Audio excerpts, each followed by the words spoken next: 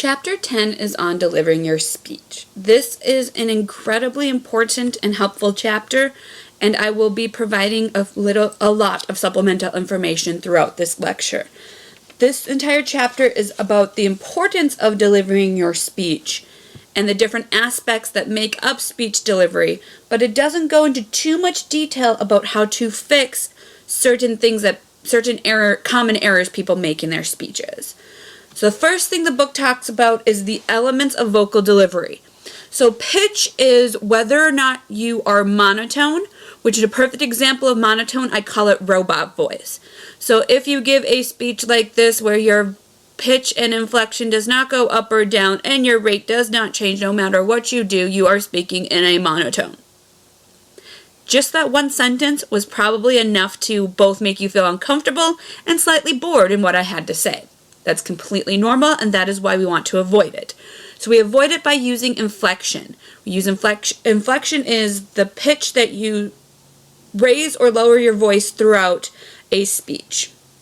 The next one is volume, which is pretty normal. That's if you're too loud or too quiet. Rate is the same idea, too fast or too slow, but I want to spend a little bit of time on rate. It is a natural thing for people to want to speak faster when they are nervous or when they're giving a speech. This is a very common error a lot of people make in their speeches, is that they tend to talk too fast.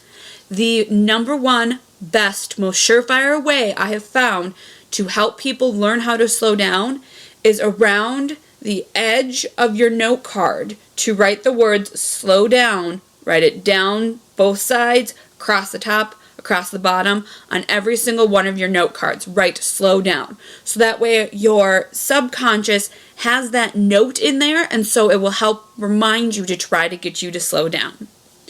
Vocal pauses, the ums, ahs, you knows, likes, and what I call sneaky vocal pauses. So sneaky vocal pauses is when you draw out words or you do other things to try to take up space, but you don't actually use anything productive and it's just a vocal pause.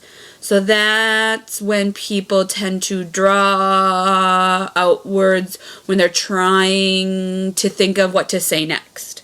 I call those sneaky vocal pauses. So you don't want to do those. You want to eliminate them as much as possible. This is something that's difficult to do. The reason that this is difficult to do is because most of the time vocal pauses are subconscious. It is something that we don't notice that we are doing until somebody brings it to our attention. So the most surefire way I have come across to assist my students in eliminating vocal pauses is to have you practice your speech for somebody else and have them specifically pay attention to your vocal pauses. And all they do is raise their hand whenever you do an an a you know, or a like. And by raising their hand every time that you do a vocal pause, then that starts bringing it to your awareness and starts making you more aware of when you do them. I want to take just a brief second here and talk about those last two vocal pauses.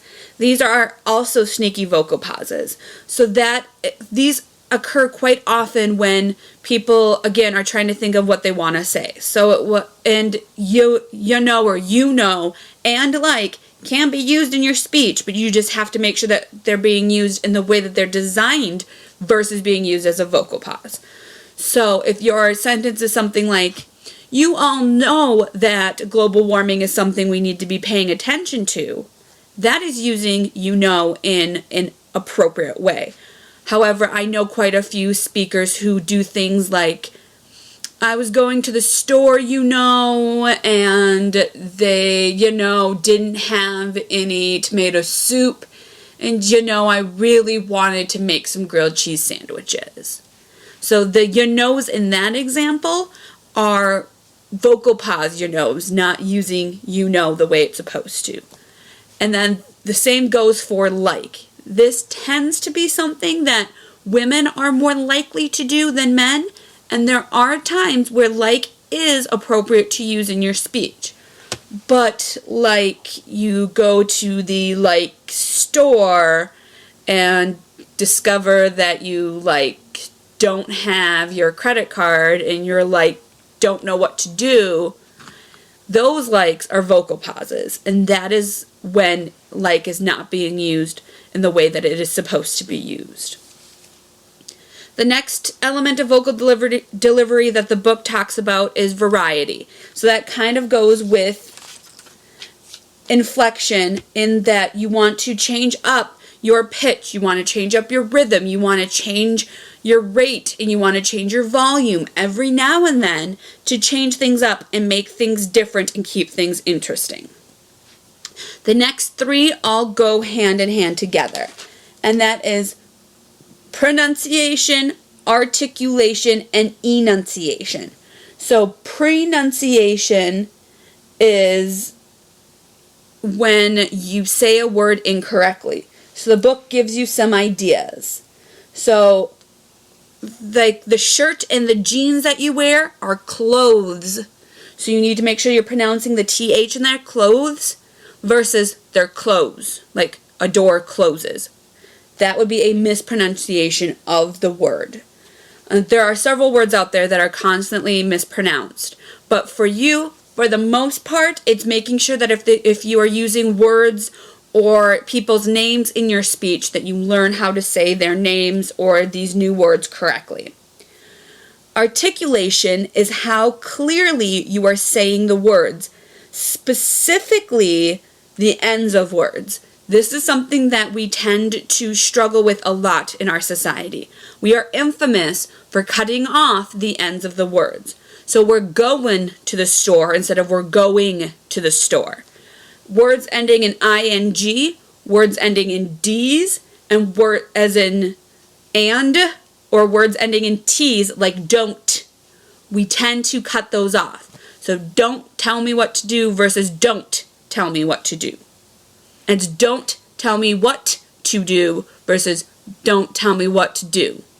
Now all of a sudden I'm cutting off ends of words. That's what articulation is about. Enunciation is kind of similar, but it's the idea of saying the whole words instead of mushing them together. So we do that quite a bit when we are in a hurry or when we're in a normal conversation. I'm going to the store. Now all of a sudden I've pushed all of those words together instead of giving them their own individual place. So I'm going to the store. Now having good pronunciation, articulation, and enunciation does not mean that you purposefully talk slowly, but it's that you make sure to take the time to say the words fully. There are some fantastic exercises to help with articulation and enunciation. The two that I recommend the most is the first one is where you say your entire introduction, but you purposefully over enunciate every single word.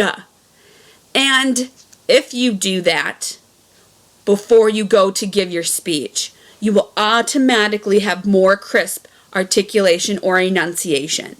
If that one's just a little too weird or a little too out there or a little too hard to do, the other idea is to take a pencil and you bite down on it so it's sideways in your mouth and you're biting down on the pencil, and then you give your introduction or a chunk of your speech, and your mouth has to work overtime to compensate for the pencil that is there. And so in your attempt to get around the pencil, that also will warm up your mouth and your vocal cords and get you in a better position to have clearer enunciation and pronunciation and articulation. The last thing the book talks about is dialect. That's one I struggle with because everyone has a right to their dialect. There's nothing right or wrong with it. You just have to make sure that if you have a dialect that is harder to understand, that you are going slow enough and speaking clearly enough that we can still understand what you are saying. I'm going to pause here because we are now getting into the aspects of physical delivery, and I feel like this is something that needs to be covered in a whole new lecture.